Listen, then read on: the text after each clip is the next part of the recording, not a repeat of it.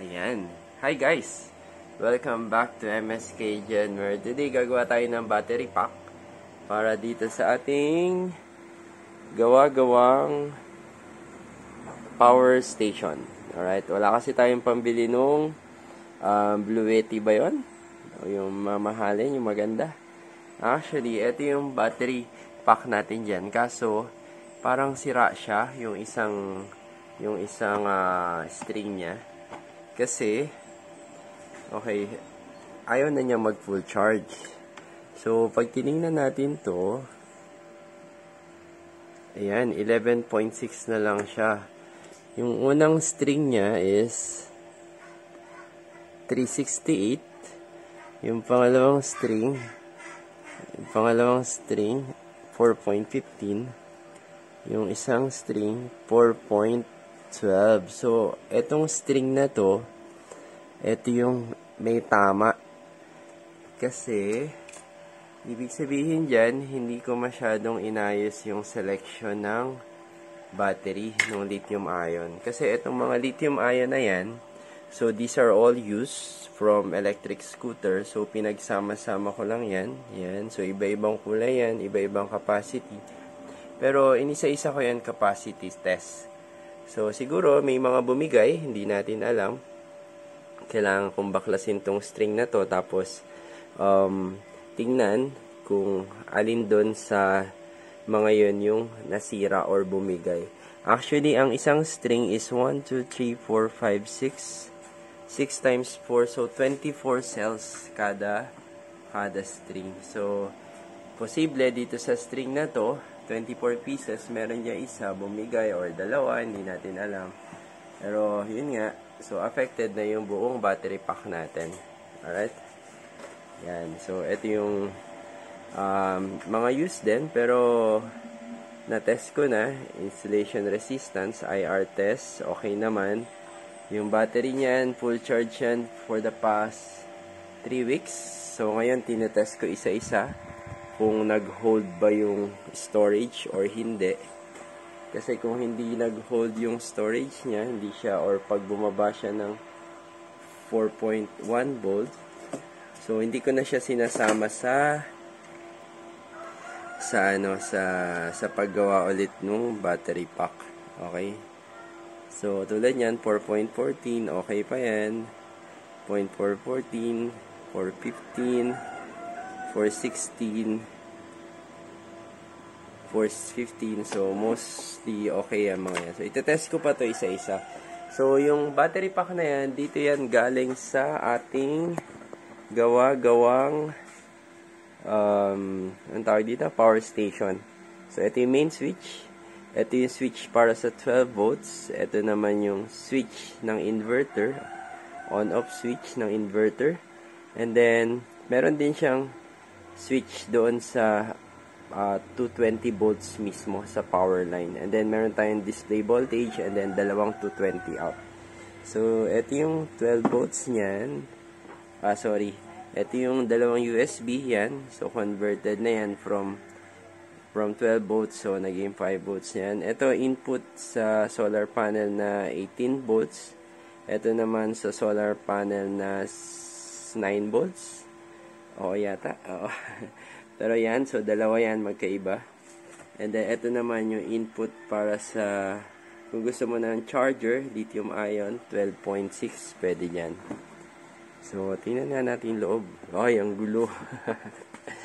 Yan, so ito yung inverter, yan. 300 watts yan, pure sine wave, okay? So, meron din siyang exhaust fan. Ito yung out, ito yung in. Yan. So, automatic yan nag-on kapag uminit na tong inverter. So, nakakonekta yan sa inverter. Yan, dito isa. Yung fan. And then, of course, meron tayong, ito yun sa USB yan. 12 volts down to USB 5 volts. And then, meron tayong relay dito. Protection para sa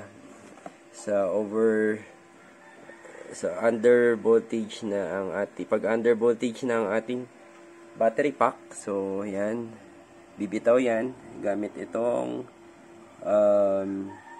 over and under voltage relay, and nabibili yan sa Shopee sa halagang 200 pesos ata or less. And then eto, meron tayong ayan, MPPT natin. Ito yata yung sa 18 volts. Sorry, mali ako, ano. Ito yung sa 18 volts, yung nasa gitna. Ito naman yung sa 9 volts na solar panel. So, dalawa nilagay ko kasi meron akong solar panel na 9 volts. So, para magamit ko siya, miski nasa labas kami, dadalhin ko lang yon. So, pwede ko siya i-charge. Ito, gamit to. Yan. So, ito naman yung isa. Yan. Rekta. 12.6 going to the battery. Ito yung connector natin sa battery, yung EC9. Yan. Medyo magulo. Dali-dali. Yes. Okay, close na natin. Yan. So, yan ulit. Ito yung fan sa gilid. Yan. Ito yung isa naman. Yan. Ito yung in. Yes, yan yung in. Ito yung out. And then, meron tayong gawa-gawang shoulder bag. Shoulder strap. Sa lumang bag din. Actually, itong toolbox na to, lumang toolbox ko din yan. Medyo may nabasag yan. Kaya, ginawa ko na lang. Ayan, nabasag yan dati. So, kaya ginawa ko na lang siyang enclosure ng aking power station. Right, ayan. Share ko na rin yung fan natin. Gawa-gawang fan. Okay, so ngayon, yes, mag-test muna tayo ng battery. Check ko muna kung okay pa tong mga battery na to. Alright? So, samahan nyo ako sa video na to para sana may mapulot kayo. Alright? Yan guys, so tapos na tayong mag-check ng voltage ng bawat isa. So far, pasado naman lahat. So ngayon, ang kailangan lang natin is 1, 2, 3, 4, 5, 6, 7, 8, 9, 10, 11, 12. So, 12 times 4, so 48 pieces lang na cells. Okay, so ang gagawin kasi natin is 12 volts lang. So, 3 strings, tiga-4. So, nakaparallel yung 16. So, ito 16 yan. 16. 4x4.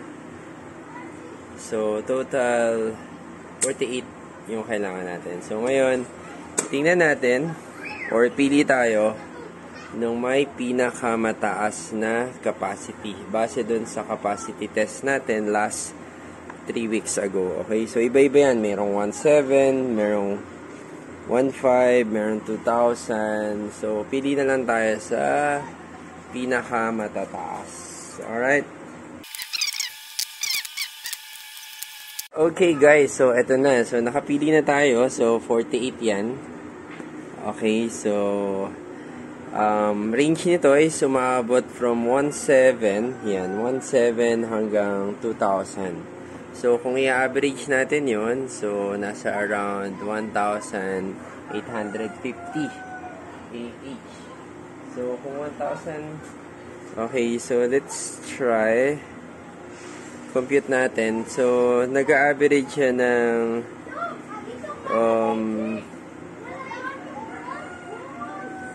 okay, sorry, 2,000 plus 1,700 divided by 2.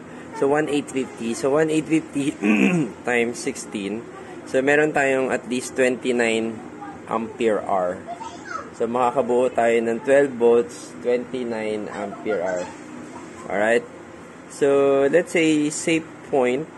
So, divide ko ng 0.8. Times ko ng 0.8. So, ito lang yung effective niya. Around 23 ampere hour. So, pwede na rin. Actually, ang kailangan lang natin is 14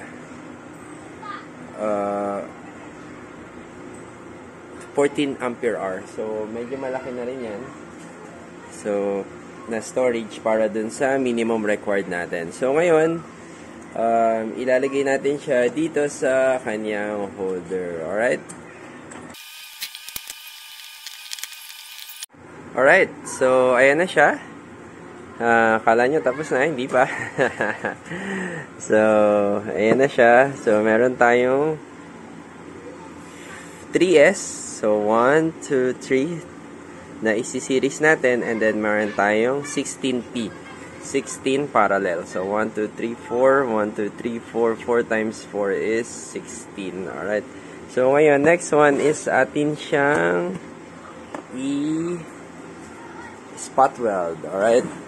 So, kunin muna natin yung pamukpok. Ayan. Ito yung ating pamukpok. Ayan. Medyo diin lang natin na konti.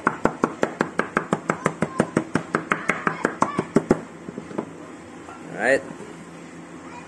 Kabilang side.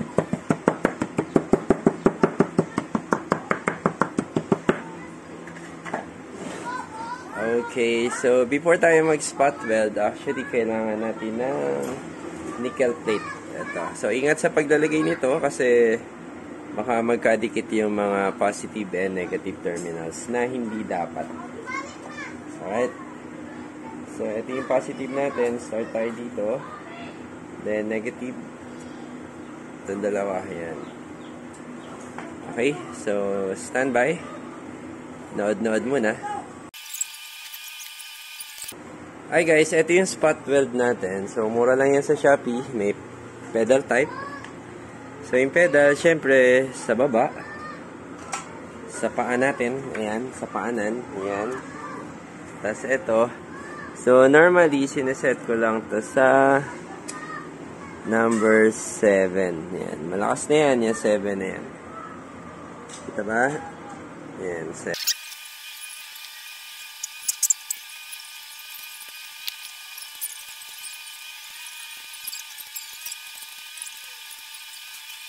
Hey guys, so ayan, anong tawag dito?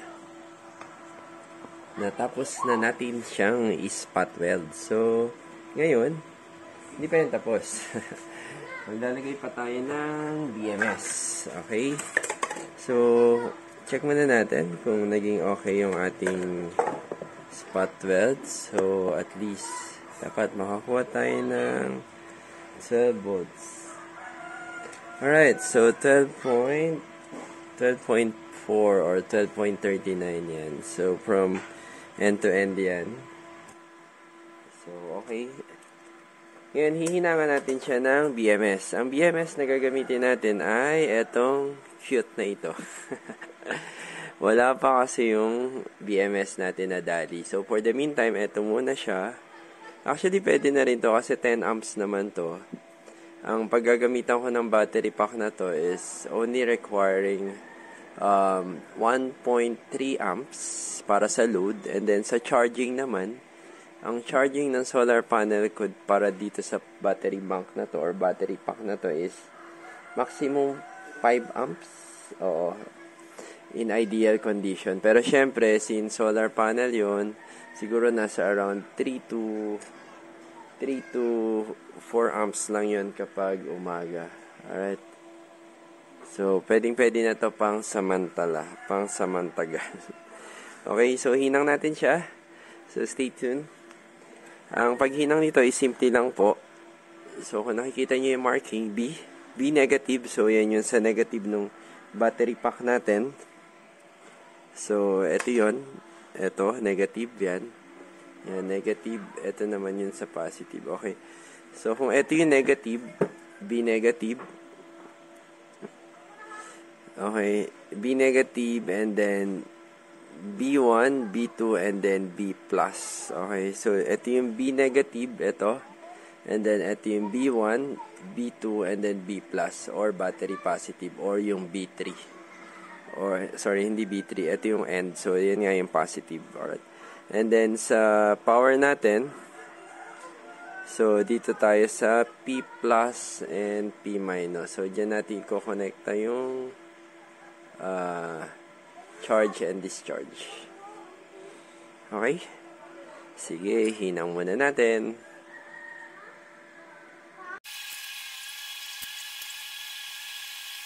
Okay guys, so yan, tapos tayong hinang. Check natin kung ilan yung voltahe dito sa ating main discharge and charge connection. Okay, meron tayong 12.38. Okay, so 12.38. Alright.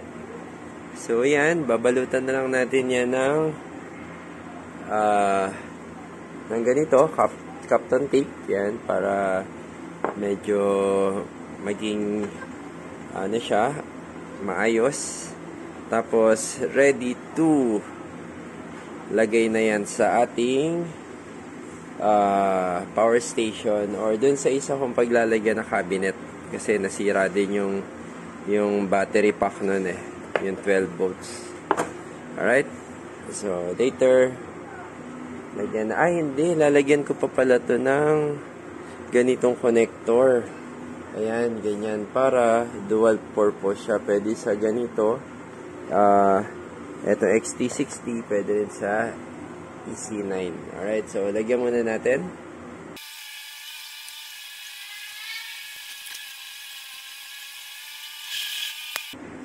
Okay guys, so yan, medyo substandard yung gawa natin. Sa temporary permanent. Anyway, meron tayong XT60, meron tayong EC9. Ayan, so check natin kung meron voltahe. Alright. Medyo, okay, DC. Lagyan na natin ng ilaw. Yun, may ilaw naman pala. Para kitang-kita natin. Okay. Yan. So, dito sa EC9, let's see. Negative, positive. Okay, we have 12.38. Sa XT60, positive, negative. So, okay, meron din tayong 12.38. Okay? So, yan na ang ating almost finished product. Babalutan na lang natin ng Kapton tape. Ilalagay ko siya sa loob ng power station. Hold on. Yan.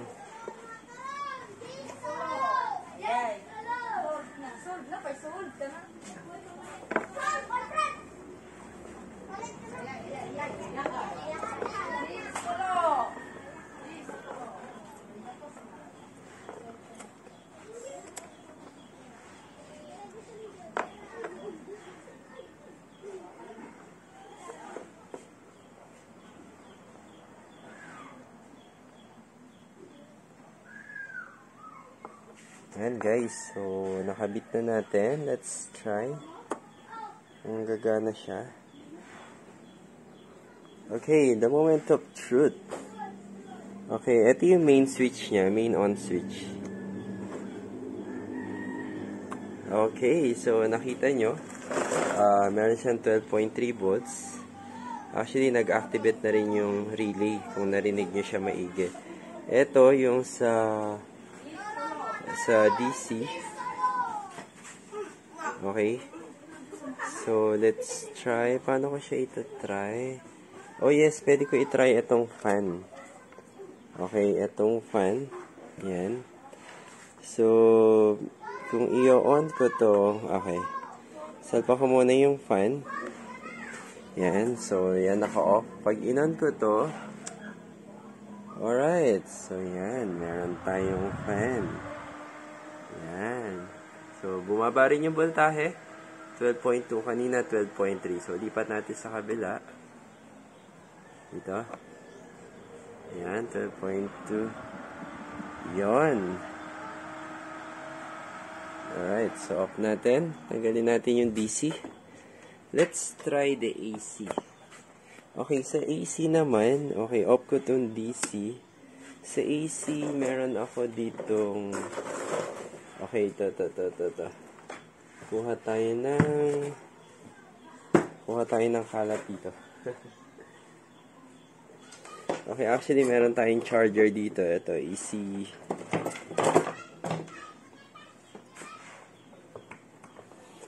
Yan, meron tayong, ayan, IMAX. Try natin kung gagana siya sa ating power station. Hindi ko lalagyan ng load, so for testing lang. Okay, on natin yung inverter. Okay, and then on ko rin to.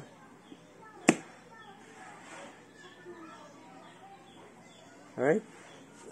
Para malaman natin kung nag-on, so salpa ko to. Okay, so nag-on siya. Alright. Yan. So, 12.2 rin. Actually, pwede kong patayin. Patayin natin. Oh, no. Tingnan na lang natin kung hugutin ko to. Okay, nag-off siya. Tingnan natin kung ilan yung bigay na voltahe nito. Itong ating AC. Okay. Wala tayong assistant, ano? So, select natin AC. Select AC. Okay, so AC natin, meron tayong okay, 220 volts. Alright? Tingnan natin yung hertz. Ilang hertz? Okay, ilaw. Alright, we have 60 hertz here. Okay, so off natin. Okay, 0. Yan, so naka-off na ang AC. And then sa DC, of course, gumana naman. Alright, so yes, successful ba siya? Yes, successful. Napagana natin yung ating battery, bagong battery. O yan, meron din pala yung voltage display DC doon sa ating yung protection device pag low voltage na siya. Okay, so yung relay natin naka-on. Okay, naka-engage. Okay, so off ko na. Alright. Okay guys, thank you so much for tuning in. I hope meron kayo natutunan. Kung meron kayong tanong, kindly leave it sa comment box below. I'll try to answer it as soon as I can. Okay, thank you so much. Again, this is MSK Genmer. Bye-bye.